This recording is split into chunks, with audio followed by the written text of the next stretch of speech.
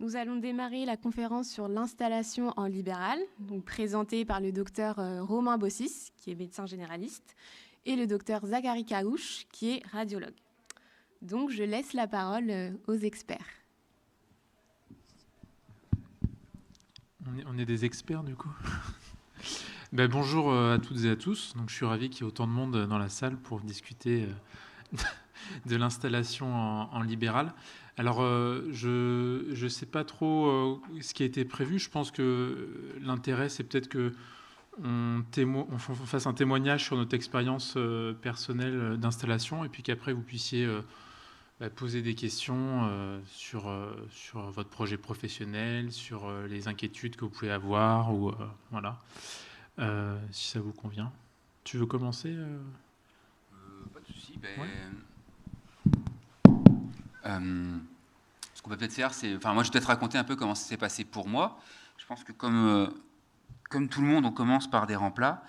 Et puis là, on se pose beaucoup de questions. On a une culture du salarié. Il faut dire ce qui est après l'internat, après l'assistanat ou le clinica. On a vraiment une culture du salariat. Et ensuite, il faut passer à autre chose. Et c'est vrai que pour moi, ça a été pas mal l'appréhension. Des noms barbares comme URSAF, CARMF. Sincèrement, moi qui n'aime pas trop la paperasse comme beaucoup d'entre nous, ça m'embêtait un petit peu. Je ne savais pas par quel bout prendre ça. En fait, pour ma part, ce qui m'a aidé dans ma phase de remplacement, ça a été de voir avec des collègues, en fait, des collègues qui remplaçaient ou des collègues installés, ceux qui me guidaient un petit peu. Donc cette phase de remplacement, surtout au début, ça peut être un petit peu anxiogène, ça peut manquer un petit peu d'organisation, mais au final, c'est pas si compliqué que ça. Et puis, ce que j'ai rapidement fait, moi, c'est que j'ai été orienté vers un comptable. Alors, un expert comptable d'associé dans le groupe, du groupe dans lequel je travaillais. Et il m'a accueilli sans rien me faire payer au début. C'est parce que pour lui, il est intéressé derrière. Donc, pour les premiers petits conseils, ça peut être pas mal d'aller voir un comptable que je sais pas, le médecin chez qui on remplace connaît ou avec lequel il travaille. Et c'est là qu'il m'a dit d'ouvrir un compte pro à mon nom, de bien distinguer les revenus issus de mon travail, de mes remplats, de mes revenus personnels, voilà, ce genre de choses. Des conseils assez simples. Et puis ensuite, une fois qu'on s'installe, là, ou même avant, pour ceux qui ont la volonté de remplacer assez longtemps, moi, ce n'était pas mon objectif, je ne sais pas comment c'était pour toi, mais assez rapidement, faut prendre un expert comptable. Et puis, dans ces cas-là, c'est lui qui va gérer énormément de choses. Voilà. Ensuite, ce dont il faut se méfier, ce qu'on m'avait dit moi, c'est attention, il y a pas mal de revenus qui vont arriver, mais il faut vraiment garder un matelas, parce que autant la CARMF, ils arrivent assez facilement à réguler les choses. L'URSSAF, c'est un peu plus compliqué. Et ça a tendance à faire un peu yo-yo. On ne sait pas pourquoi, ça monte, ça descend. Mais c'est vraiment la première année ou les 2 premières années, et après ça se stabilise.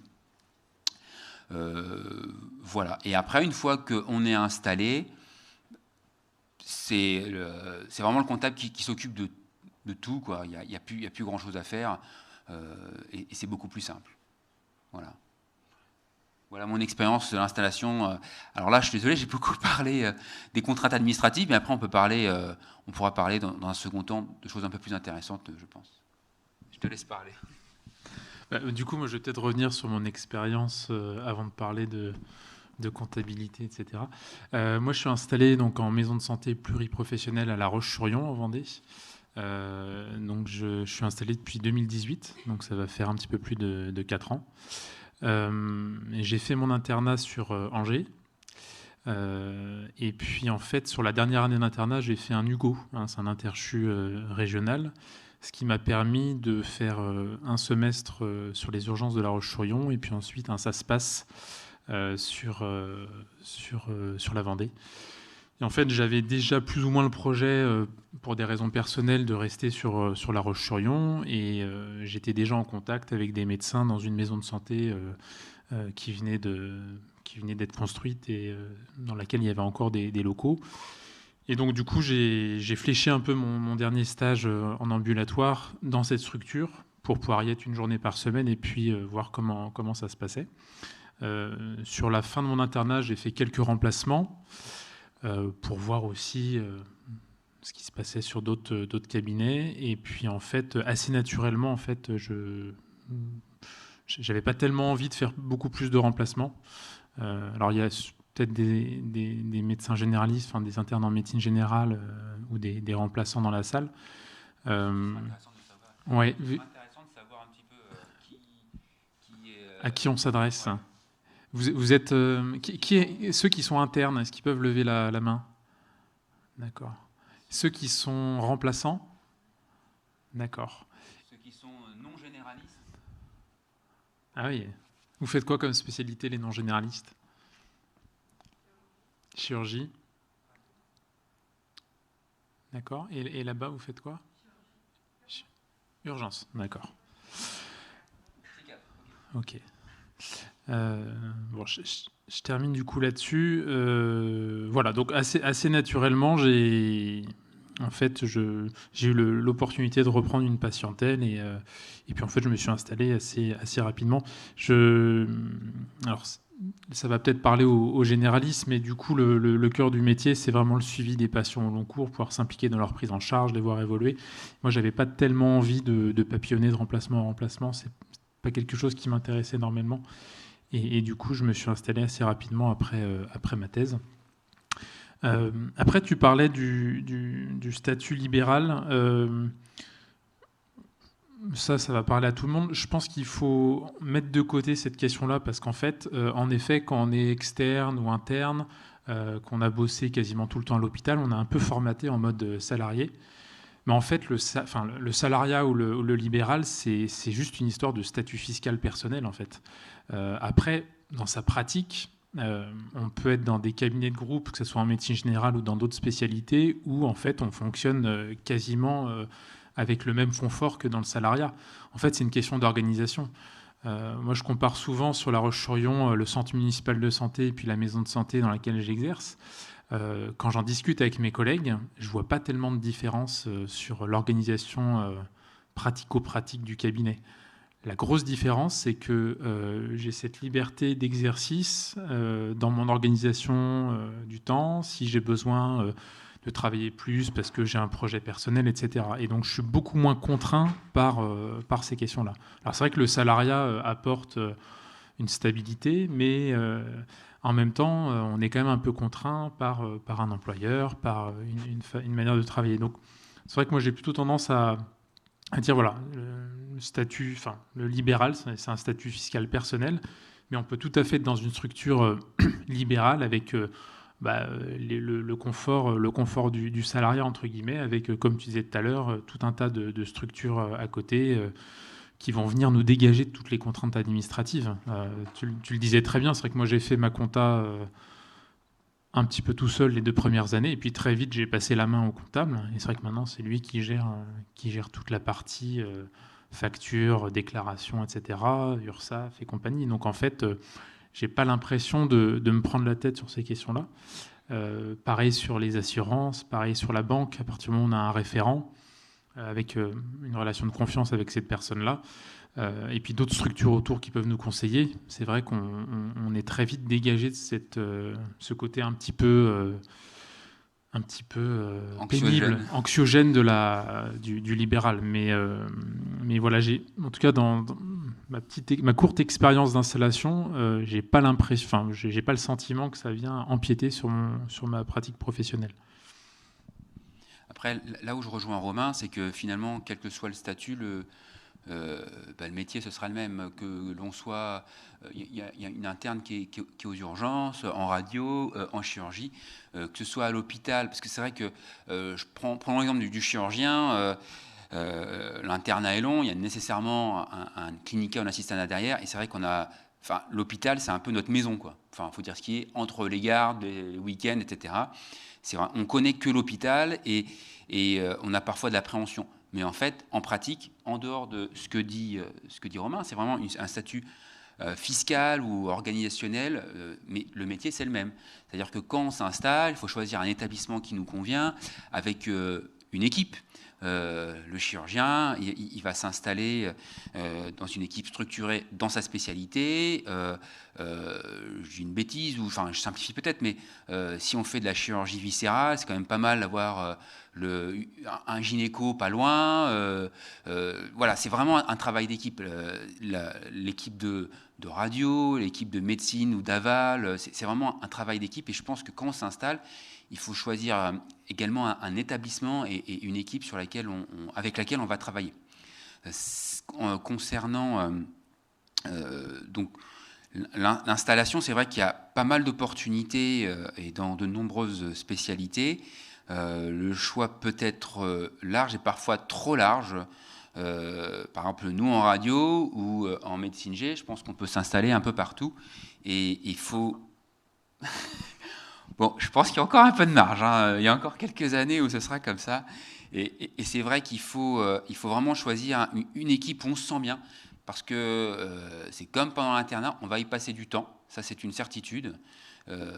Il faut vraiment avoir de bonnes conditions de travail, des conditions tant matérielles, mais aussi une équipe avec qui on s'entend, des gens sympas, etc. quoi. Je te rejoins entièrement là-dessus, c'est-à-dire que c'est vraiment ce qui doit primer dans votre projet professionnel, c'est comment vous avez envie de travailler et avec qui vous avez envie de travailler, dans quelles conditions de travail. Après, les modalités administratives, juridiques, etc., bien sûr, c'est important parce que ça impacte, évidemment, si vous êtes dans un cabinet où il y a 4 000 € de charges par mois, bon, bah, du coup, ça va quand même impacter un petit peu votre organisation. Donc, évidemment, c'est des questions à prendre en compte, parce qu'il y a quand même ce côté du modèle économique, entre guillemets, de votre activité. Mais ce qui doit vraiment prévaloir, c'est comment vous avez... Moi, je sais que quand je me suis installé, je savais que j'avais envie de travailler dans une maison de santé. Je ne voulais pas être tout seul. Je voulais être au moins avec 4 autres confrères médecins généralistes. Je voulais pouvoir le midi déjeuner avec mes collègues, pouvoir discuter des patients, avoir des projets autres que juste la consultation et puis s'ouvrir sur la prévention, sur la santé publique, mettre en place des projets de protocole. C'est un truc qui me tenait à cœur. Donc, en fait, je ne me suis pas tellement posé la question financière ou économique parce que globalement, on a la chance d'avoir...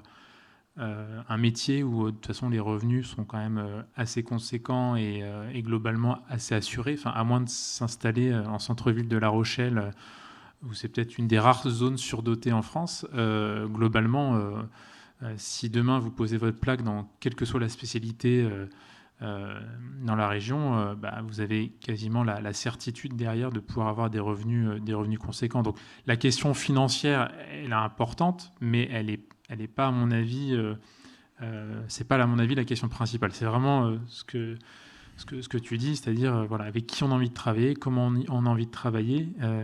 Comme tu le dis très bien, c'est quand même le travail, c'est quand même et le cabinet dans lequel on va exercer, c'est quand même un endroit où on va être une grande partie de notre journée et une grande partie de la semaine. Donc, voilà. L'autre chose que je voulais rajouter sur l'installation, souvent quand on discute avec les internes, il y a cette crainte de s'installer parce qu'ils ont peur d'être un peu pieds et mains liés et de ne pas pouvoir ensuite, s'ils ont d'autres opportunités ou d'autres projets de vie, de pouvoir partir.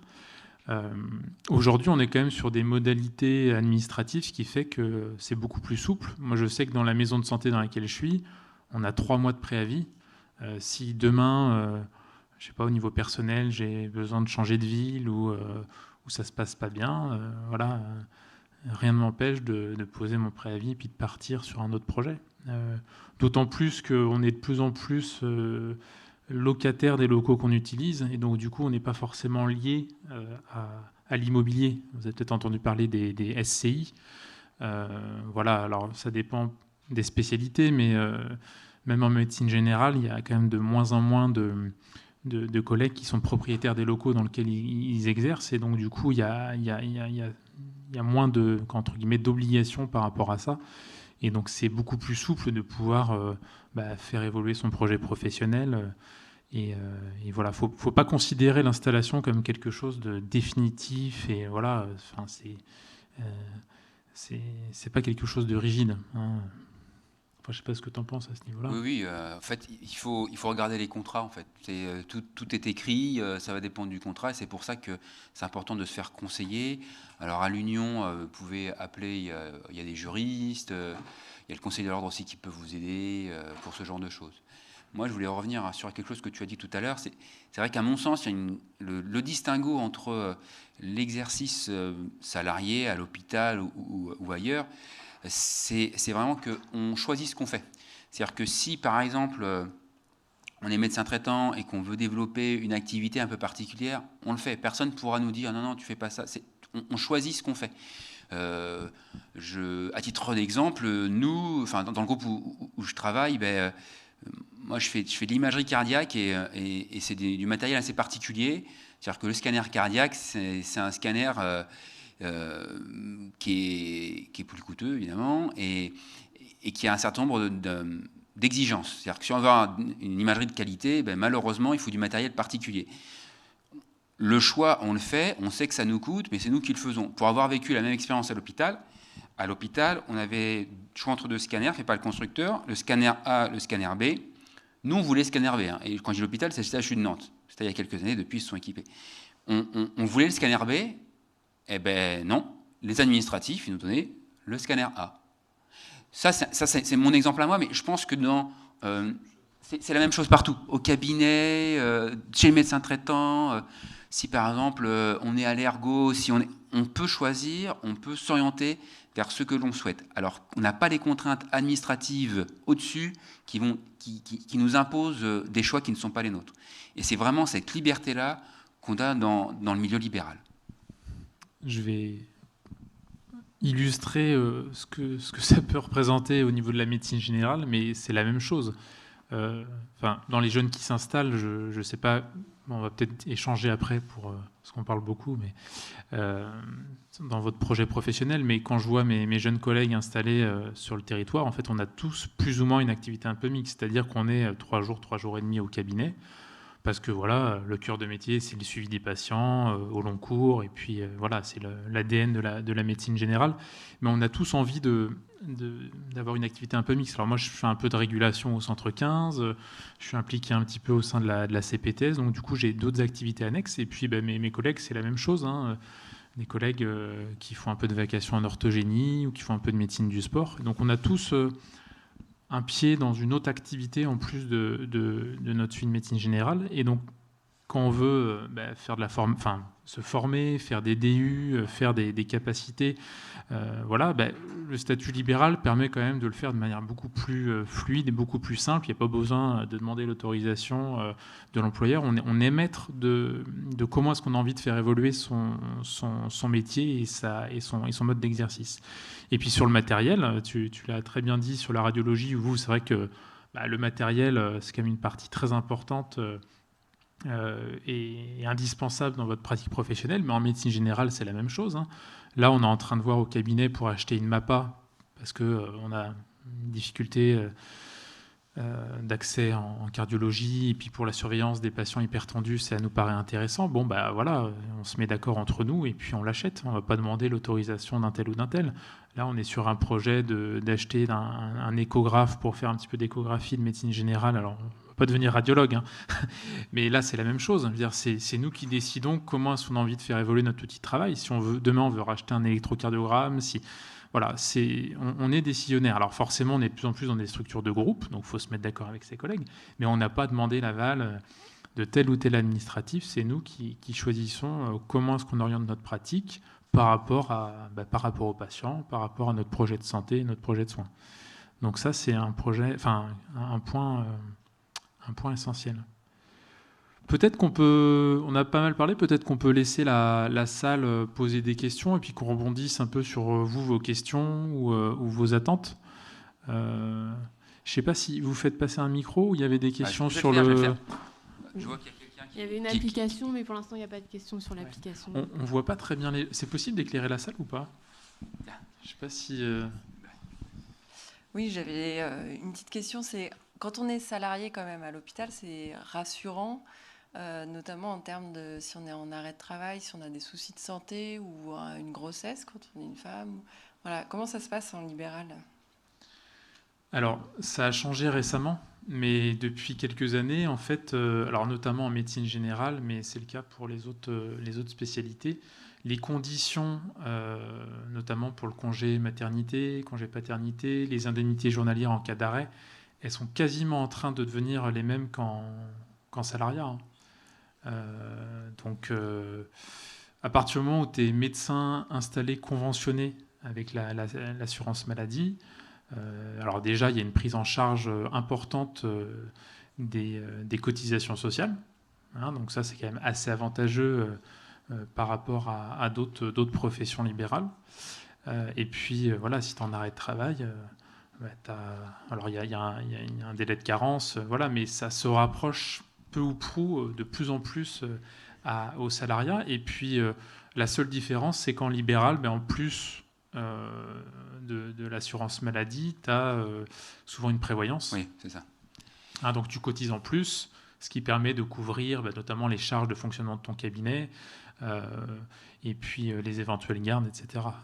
Mais c'est la seule différence. Voilà, tu as la prévoyance en plus qui vient couvrir notamment tes revenus annexes et puis les charges de fonctionnement de ton cabinet, parce que c'est sûr que si tu es en arrêt et que tu as 2000 euros de charges par mois à débourser, voilà. Mais globalement, c'est pas quelque chose de freinant. Après, toi, t'es chirurgienne, hein, c'est ça? Je sais qu'il y a un certain nombre de sociétés, enfin d'associés, où il y a des systèmes de solidarité interne. Ça peut être soit des systèmes de tontine. Je sais qu'il y a des ophtalmos, il y a un ophtalmo qui a raconté ça, c'est-à-dire que tu es malade, ben, pendant 3 mois tu bosses pas, eh ben, tes collègues ils vont te dépanner pendant ces 3 mois. Et puis ensuite, tu vas progressivement rembourser ces sommes-là. Ça peut être une possibilité. Moi, dans mon groupe, par exemple, il y a un système de solidarité. C'est une prévoyance interne. Je ne sais pas, je me fais une entorse du pouce, je ne peux plus cliquer. Et ben, dans ces cas-là, pendant 3 mois, le groupe va prendre en charge, je vais avoir ma rémunération comme d'habitude pendant 3 mois et ça sera complètement transparent pour moi. Ce n'est pas un système de tontine, c'est prévu comme ça. Tout ça, ça va être dans les statuts. Ensuite, c'est vrai que clairement, tu as ensuite une prévoyance privée. Sauf que ce qui va coûter cher sur une prévoyance privée, c'est les 3 premiers mois. Le nombre d'arrêts qui sont supérieurs à 3 mois, ils sont malheureusement graves, mais ils sont rares. Et donc, statistiquement, c'est ce qu'ils font dans les assurances. Donc, c'est ces 3 premiers mois qui sont souvent les plus coûteux. Après, effectivement, alors ça, c'est depuis récemment, hein, c'est depuis les gouvernements récents, ils sont en train de revoir ça pour les libéraux, mais pas que les médecins, essayer de redresser un petit peu, parce qu'ils voient bien que quand les gens sont malades, des fois, ils se retrouvent dans une situation difficile. Mais c'est vrai que dans les sociétés de spécialité, il peut y avoir des systèmes comme ça de solidarité entre associés. Et donc il y a aussi la structure qui peut aider comme si vous étiez salarié en... C'est comme ça. C'est-à-dire que pendant 3 mois, c'est pris en charge. Et ensuite, après 3 mois, c'est ma prévoyance qui va prendre le relais. Ok. Et ça, c'est au moment de l'installation, ça va dépendre, etc. Voilà. Il faut regarder, et de toute façon, si jamais tu as un exercice un peu plus isolé ou moins structuré, bah, tu prends une prévoyance privée. Malheureusement, si t'arrive un truc, voilà, faut que ce soit... Voilà. La grosse différence par rapport à la radiologie, c'est qu'il y a des charges de fonctionnement qui sont très importantes avec le matériel, etc., qu'on ne retrouve pas dans une spécialité comme la médecine générale. Donc nous, la plupart du temps, voilà, on a simplement une prévoyance. Alors moi, par exemple, je dois payer, je sais pas, 200 euros par mois de prévoyance. Voilà, si je suis en arrêt, il y a mes charges de cabinet qui sont prises en charge et puis mes revenus habituels. Et puis après, voilà, tu as toujours possibilité d'avoir quelqu'un qui te remplace pour payer une partie des charges. Et puis je te dis, voilà, maintenant l'assurance maladie quand même prend... Alors c'est pas extraordinaire, mais c'est pas extraordinaire non plus quand tu es salarié. Hein. Quand tu es salarié et que tu en arrêt de travail, tu perds la moitié de tes revenus, tu n'as pas les gardes. Voilà, d'ailleurs, les internes, hein, il y a la question peut se poser d'avoir une prévoyance qu'on a interne, hein, quand on a la moitié de son salaire qui est lié aux gardes qu'on réalise. Voilà, ça peut être intéressant d'avoir une prévoyance au cas où il y a un gros pépin, surtout qu'elle n'est pas chère, la prévoyance, quand on est interne. Et quand on est jeune. Et quand on est jeune. Voilà, donc la plupart des organismes, alors, pour ne pas les citer, mais voilà, la MSSF, voilà, La Pasteur médicale, la Mutualité, JP, voilà, la médicale, enfin tous les organismes un peu spécialisés chez les professionnels de santé, ils proposent tous ça, et bon, voilà. Normalement, c'est des organismes qui sont plus ou moins pilotés par des professionnels de santé, donc normalement, il n'y a pas de... Mais voilà, donc pour répondre à ta question, oui, c'est sûr que il y a un petit peu un filet de sécurité un peu moins important qu'en salariat, mais c'est en train de se rapprocher, notamment, je pense aux jeunes femmes si vous avez des projets de grossesse ou autre, moi j'ai plein de collègues qui sont installés depuis 3-4 ans, qui ont eu 1 ou 2 grossesses, qui sont en libéral. Bon, ça se passe très bien, elles ont des indemnités journalières, et elles ne sont pas du tout à plaindre sur le plan financier, hein, et c'est uniquement l'assurance maladie qui gère cette partie-là. Ça a beaucoup changé, hein, en 10 ans. Après, vous pouvez, si vous avez des questions spécifiques là-dessus, sur les arrêts de travail, sur les indemnités journalières, sur les congés maternité, etc., il doit y avoir un stand de la Caisse primaire d'assurance maladie, donc n'hésitez pas à aller les voir pour leur demander exactement ce que ça représente au niveau financier. Mais justement, par rapport à ça, mais je ne sais pas s'ils vont être disponibles aujourd'hui, parce que je crois que c'est des entretiens privés et tout. Mais en gros, juste pour spécifier, par rapport à l'affiliation à la sécurité sociale, pendant la première année d'affiliation, il n'y a pas d'indemnité journalière et de prime à maternité. Voilà, Voilà, il faut attendre. D'où l'intérêt de prendre d'où l'intérêt de s'inscrire assez rapidement, dès la fin de votre internat. À la fois, si vous êtes amené à faire des remplacements un peu sur le pouce, par exemple, je sais pas, vous voulez remplacer un ancien maître de stage un samedi matin, ou vous voulez faire un remplacement ponctuel, au moins vous passez directement sur ce régime-là et vous commencez déjà à cotiser. Donc, si vous avez un projet derrière de grossesse, voilà. Mais de toute façon, tant que vous êtes interne, vous êtes sous le régime salarié. Donc, ouais. Mais oui, c'est vrai que c'est une bonne remarque. Il y a des questions autres ? Faut pas hésiter, hein. T'as une question ? Non ? T'as déjà demandé hier, d'accord. Et par exemple, dans ceux qui sont en médecine générale, est-ce qu'il y a des témoignages sur votre projet professionnel ? C'est vrai souvent, ce qui revient dans les cours ou autres qu'on discute avec les internes, c'est moi je vais faire des remplacements pendant 2-3 ans, voilà. Et moi, ça m'intéresserait d'avoir votre retour là-dessus. Alors il y en a de plus en plus, hein, qui s'installent assez rapidement, mais voilà, il y a encore cette petite musique, il ne faut pas s'installer tout de suite, il faut d'abord faire des remplacements, voir, etc. Alors que bon, on a quand même un internat de 3 ans qui permet de voir pas mal de choses. Et après, il y a aussi le statut de collaborateur, qui peut être, pour certains, une zone de transition.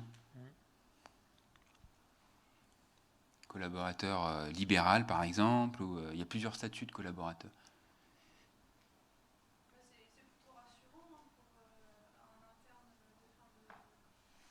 fin internat, de se dire qu'en faisant des remplacements pendant 1 an, on puisse avoir un peu les expériences des différents médecins remplacés et voir aussi ce qui nous plaît, ce qui nous déplaît, parce que finalement, entre guillemets, on n'a qu'une année dans nos stages de médecine générale, et je pense que en fonction de là où on se retrouve, on se dit que ce soit par rapport à l'expérience du secrétariat, par rapport au fonctionnement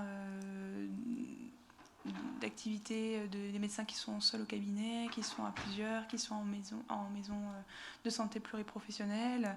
Je pense que se retrouver dans ces circonstances-là et savoir ce qu'on ne veut pas, c'est quelque chose d'assez... on se dit, bon, comme ça, derrière, le jour où on s'installe, on sait quelle direction prendre.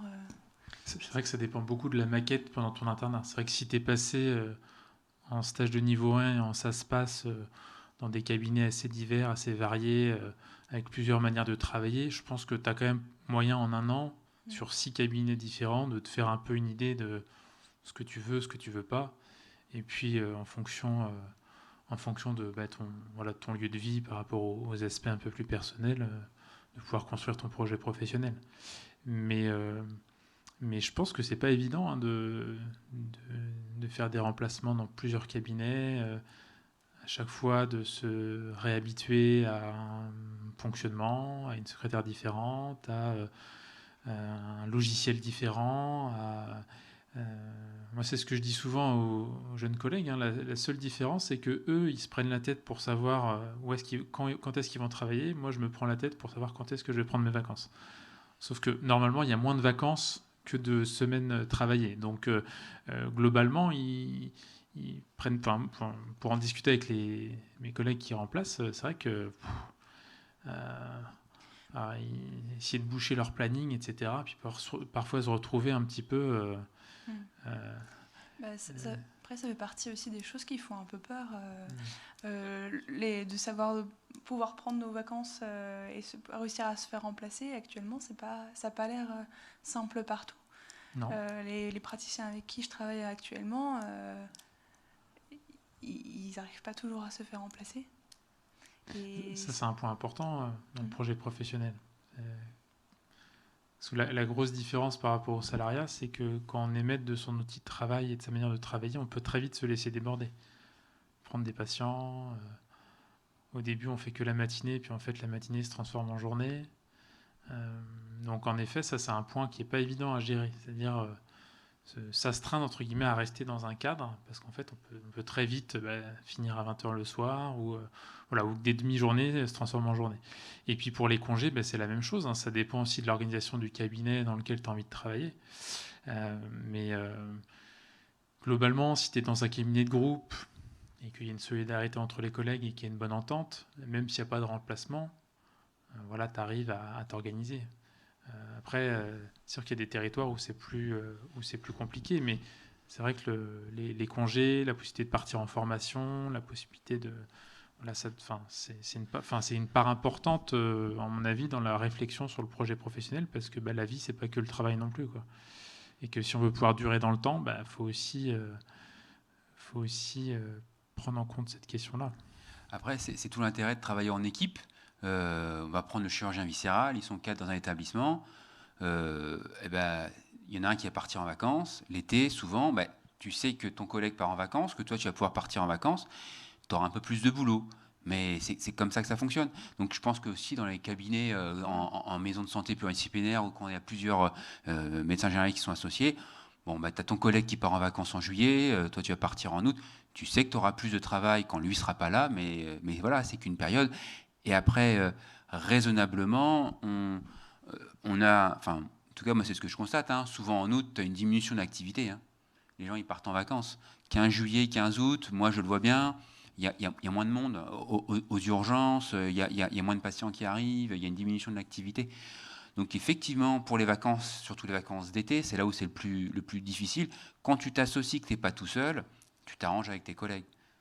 Et généralement, au prix d'une augmentation un petit peu de ton activité, mais après, je pense que tu peux en parler sur ton expérience personnelle. Ils viennent en vacances chez nous. C'est ça le problème, c'est que tu es près de la côte, il faut t'éloigner. Après, c'est la même chose, c'est une question d'organisation en fait. Nous, typiquement, quand tu es associé avec des collègues, tu fais un contrat avec un règlement intérieur. En gros, on a mis qu'on pouvait prendre autant de vacances qu'on voulait à partir du moment où on avait un remplaçant. Voilà. Donc, si tu veux prendre 15 semaines par an et que tu es remplacé... typiquement, moi j'ai un projet là de partir 1 mois et demi vadrouiller en janvier-février. Bon, je m'arrange pour trouver des remplaçants et voilà. Enfin, si j'ai envie de partir 3 mois et que j'ai quelqu'un qui me remplace, les patients vont râler, mais je peux tout à fait le faire. Ça, je pourrais pas le faire si j'étais salarié. J'ai des collègues remplaçants qui vont faire le tour du monde pendant 2-3 mois. Bon, rien ne m'empêche de le faire. Je peux le faire de la même manière. La seule chose, c'est s'arranger avec ses collègues. Donc nous, on a mis, tu peux prendre autant de congés que tu veux tant que tu es remplacé. Si tu n'es pas remplacé, à ce moment-là, on s'arrange pour qu'il y ait au moins la moitié des médecins dans le cabinet. Donc, typiquement, l'été, on a beaucoup de mal traditionnellement à trouver des remplaçants.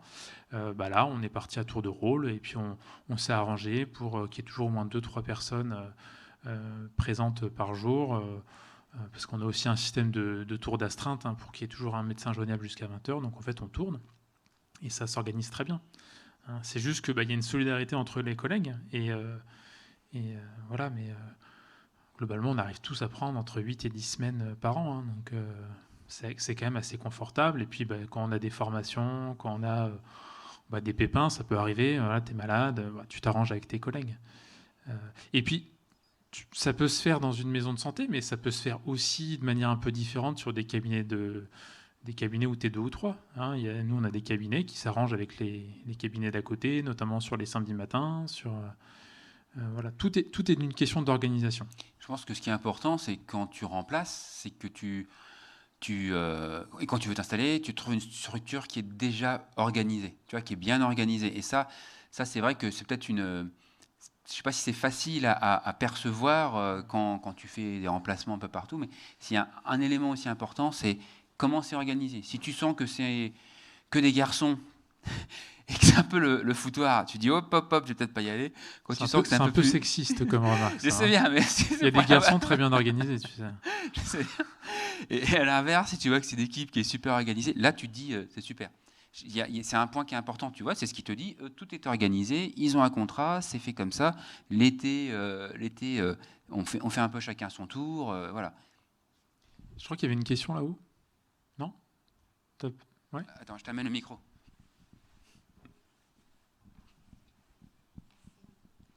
C'était sur un autre sujet par rapport à l'installation. Est-ce que vous avez une expérience par rapport aux aides à l'installation et les conditions qu'il faut remplir auprès de l'ARS pour pouvoir bénéficier des aides à l'installation en fonction des zones dans lesquelles on s'installe, les ZIP ou ZAC? Alors, je vais pas pouvoir rentrer dans les détails parce que j'ai pas en tête. Je n'ai pas ramené mes fiches. Il faudrait voir avec l'ARS qui coordonne les aides à l'installation avec la caisse primaire d'assurance maladie. Mais en effet, il y a un zonage au niveau régional avec des zones prioritaires et puis des zones intermédiaires. Et en fonction de la zone, il peut y avoir des aides à l'installation jusqu'à, je crois, 50 000 euros. Et puis ceux qui ont souscrit à un CESP, un contrat d'engagement de service public, normalement sont obligés de s'installer sur ces zones le temps sur lesquels ils ont bénéficié de la bourse.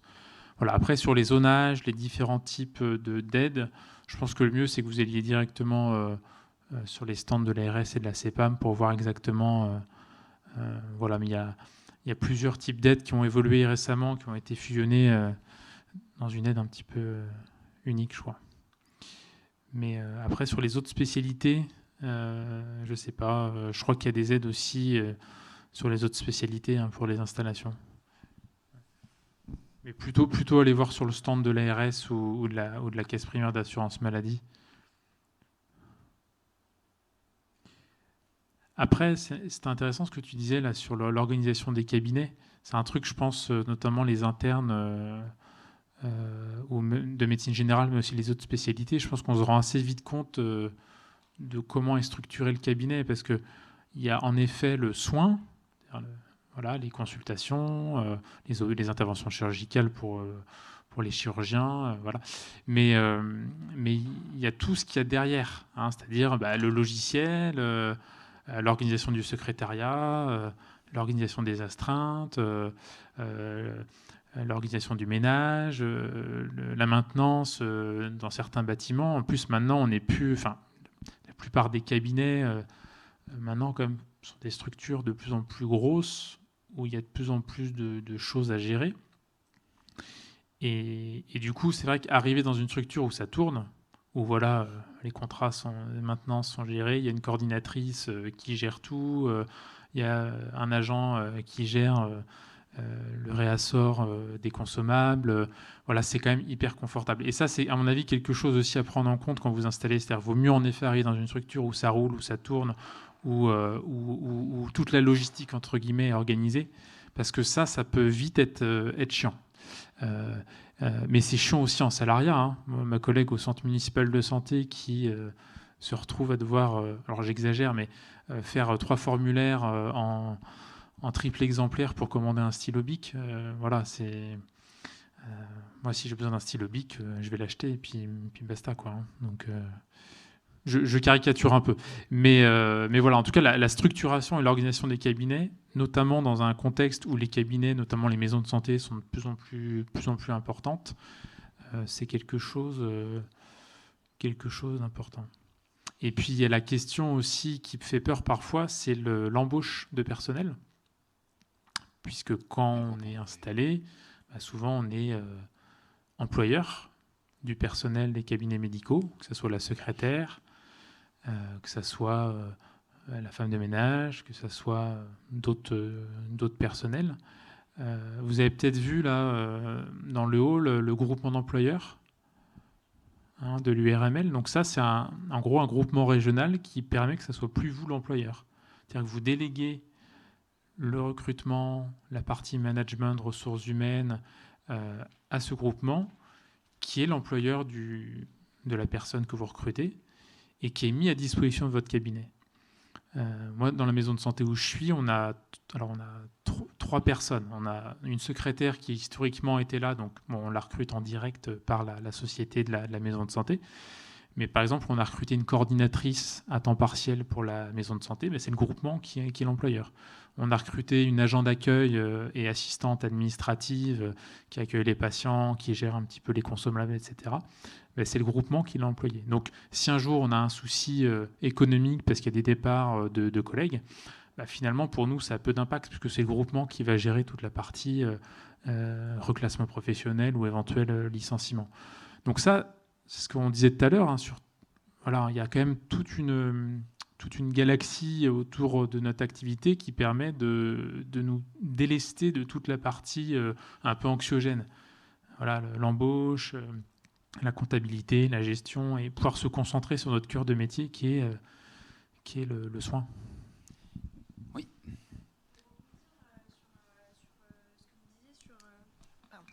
Pour rebondir un peu sur l'emploiement femme de ménage, secrétaire, etc., combien vous pensez que c'est rentable d'être combien par cabinet pour pouvoir se payer la secrétaire, quel est un salaire? Ça dépend ce que tu demandes à ta secrétaire, ça dépend ce que tu demandes à ton agent d'accueil, ça dépend...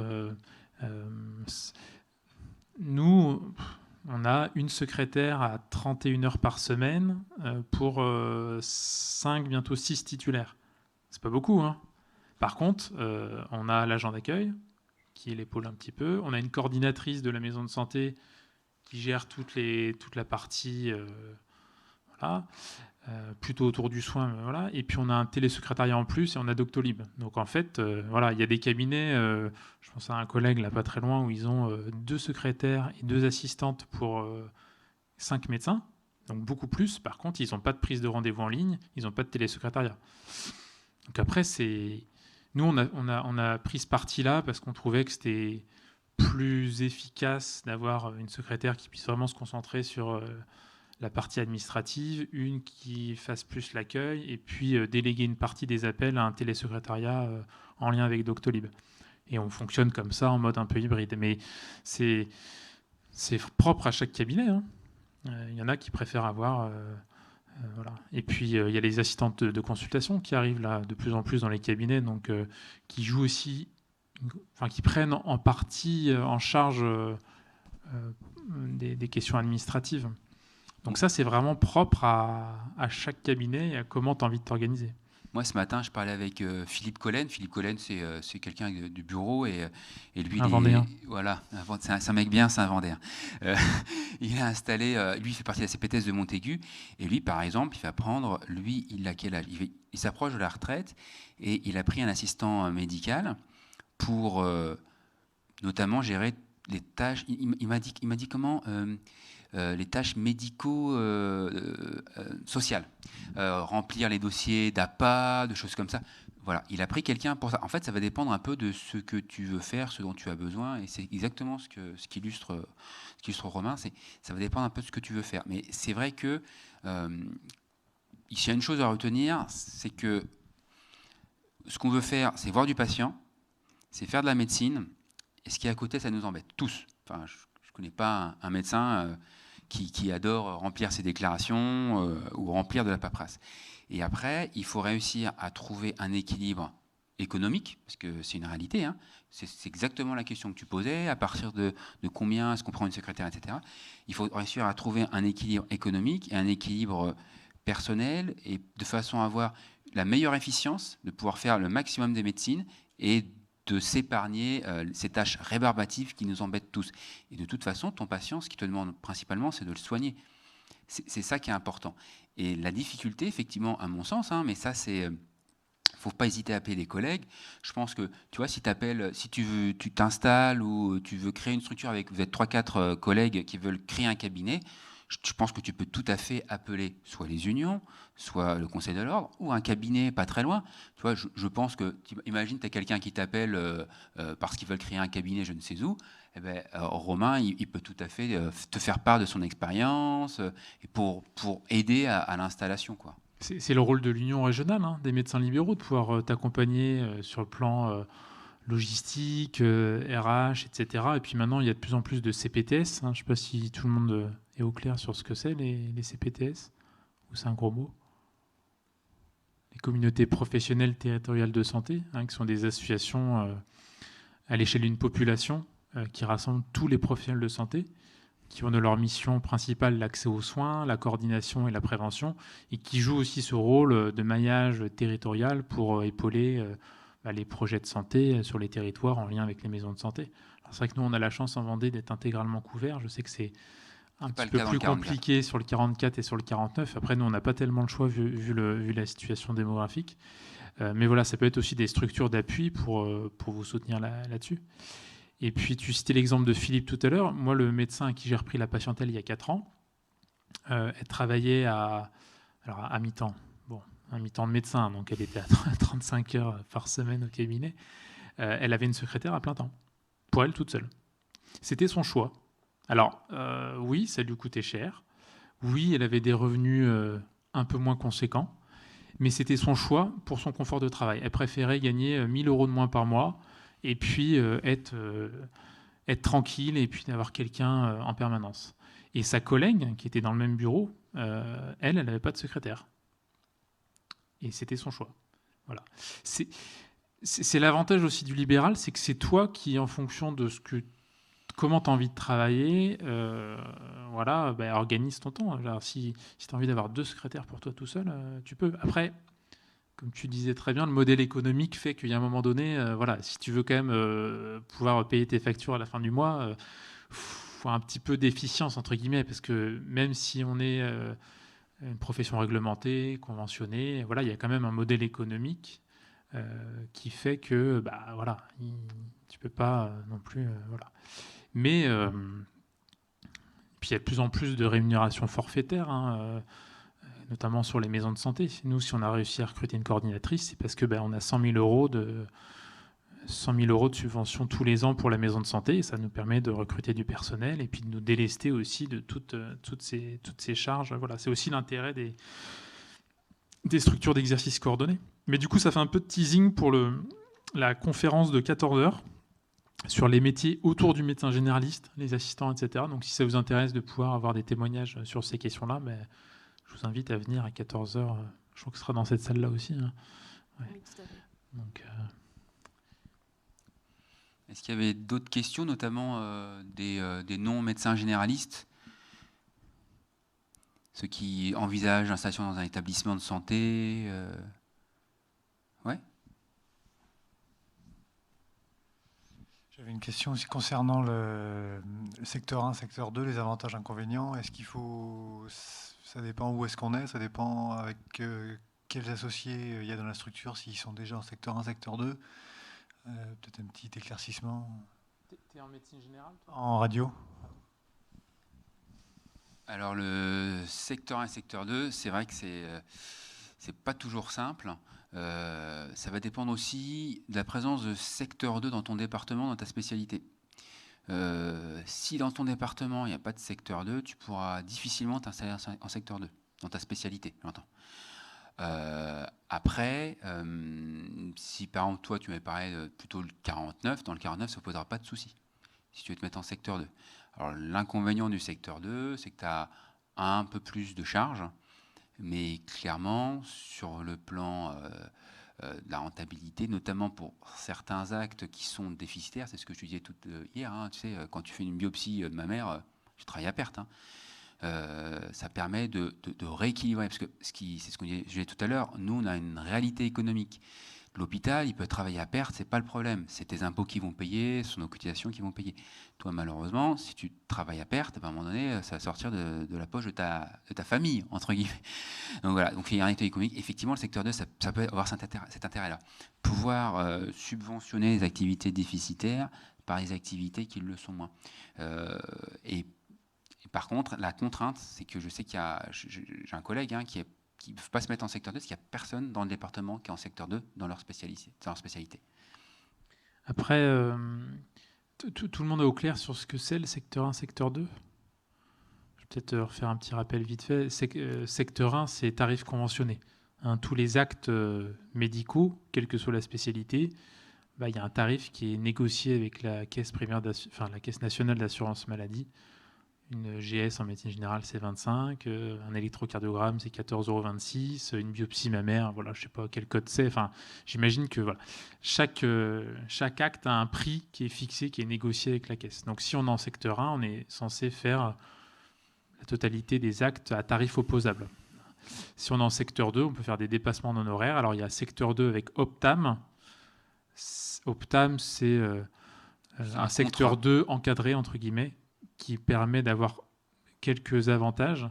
Et en effet, la grosse différence, c'est la prise en charge, dont on parlait tout à l'heure, des cotisations sociales par la caisse primaire d'assurance maladie.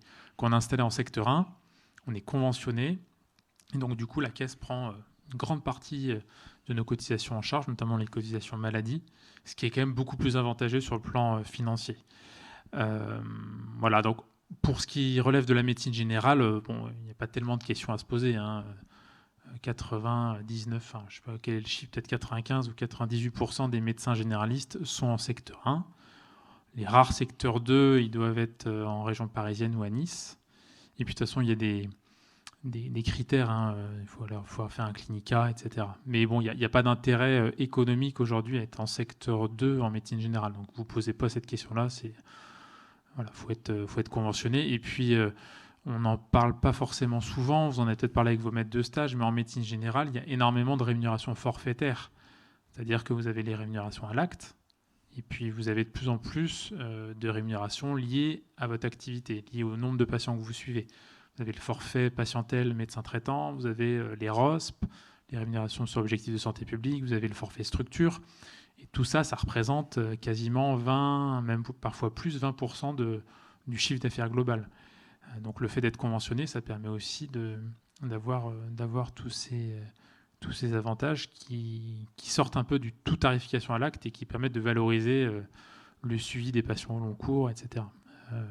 Alors en spécialité, il y a un petit peu moins ça. Vous êtes en spécialité, clairement en chirurgie, en ville. Maintenant, c'est compliqué de ne pas être en secteur 2, je pense, hein. Notamment sur certaines spécialités qui sont moins bien dotées que d'autres. Je citerai la chirurgie viscérale. Il y avait une chirurgienne, mais qui est repartie parce qu'elle avait un rendez-vous. Il n'y a pas un autre chirurgien qui était dans l'assemblée, là? Si, toi? Tu sais quoi ta spécialité? Maxillofacial. Je ne connais pas bien la maxillo, mais il y a des actes qui sont bien cotés que d'autres. Par exemple, une cataracte, ça va être très bien coté par rapport à une colectomie pour un risque de morbimortalité, ça n'a rien à voir, quoi. On peut tuer un patient parce qu'on a fait la colectomie, que le patient a saigné, j'en sais rien. Pour une cataracte, c'est plus simple. Donc, du fait de la cotation... Alors, les histoires de cotation, c'est quelque chose d'ancien, ça a été établi il y a un certain temps. Il parle de revoir ça, de remettre ça à plat. Mais clairement, tu as certains actes qui sont, de nos jours, très simples parce que le matériel a évolué, les techniques ont évolué, ça va vite, le risque est mineur, qui sont très bien cotés, et à l'inverse, des gestes qui sont plus à risque et qui le sont moins. Et de ce fait, il y a ça qui entre en jeu. Et puis aussi, quand on est chirurgien, ben, une redevance vis-à-vis de l'établissement dans lequel on exerce. Et c'est pour ça qu'il y a assez peu de chirurgiens qui s'installent en secteur 1, voire pas du tout, à ma connaissance. Enfin, toi, tu as déjà regardé un petit peu, c'est secteur 2, les gens s'installent en secteur 2. Ouais, c'est vrai, tu vois. Ouais. Il y a une prochaine conférence qui va commencer dans quelques instants. Du coup, je vous invite à aller voir si vous avez d'autres questions, les différents stands de notre journée Rendez-vous avec la médecine libérale. Merci. Merci à vous. Experts, et puis voilà, si vous avez d'autres questions qui vous viennent, n'hésitez pas à venir nous voir. On sera toute la journée sur les différents stands. Donc voilà, en espérant que ça vous ait été utile. Merci à vous. Bon courage, bonne journée.